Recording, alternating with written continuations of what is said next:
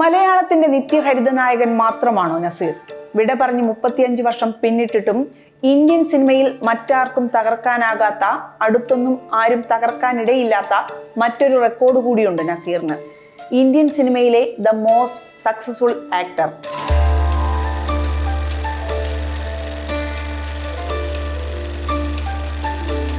DNA report പ്രകാരം 39 വർഷം നീണ്ട സിനിമാ ജീവിതത്തിൽ 400-ലേറെ ഹിറ്റുകളും 50 ബ്ലോക്ക് ബസ്റ്റർ വിജയങ്ങളുമാണ് നസീറിനുള്ളത്.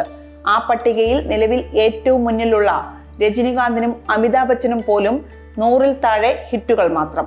ഷാരൂഖിനാകട്ടെ 35.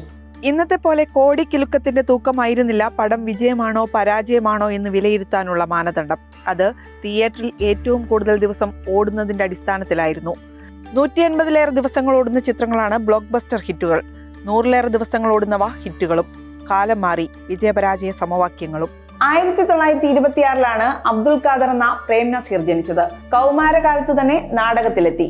52-ൽ പുറത്തിറങ്ങിയ മരുമകളാണ് ആദ്യ ചിത്രം. വിശപ്പിന്റെ വിളിയിലൂടെ നായകനായി. അക്കാലത്തെ മലയാളി സൗന്ദര്യ സങ്കല്പത്തിന്റെ ആൾരൂപമായിരുന്നു നസീർ. മലയാള സിനിമയുടെ ആദ്യ സൂപ്പർ സ്റ്റാർ. വിവിധ ഭാഷകളിലായി 900-ലേറെ ചിത്രങ്ങൾ. നായകനായി ഏറ്റവും അധികം സിനിമകൾ ചെയ്ത ഗിന്നസ് റെക്കോർഡും നസീറിനാണ്. 80-കളുടെ പകുതിയോടെ എല്ലാത്തരം വേഷങ്ങളും ചെയ്യാനായി നായക പദവി ഉപേക്ഷിച്ചു. പക്ഷേ ഇന്നും മലയാളികൾക്ക്, മലയാള സിനിമയ്ക്ക് നിത്യഹരിത നായകനും നിത്യഹരിത ഓർമ്മയുമാണ് നസീർ.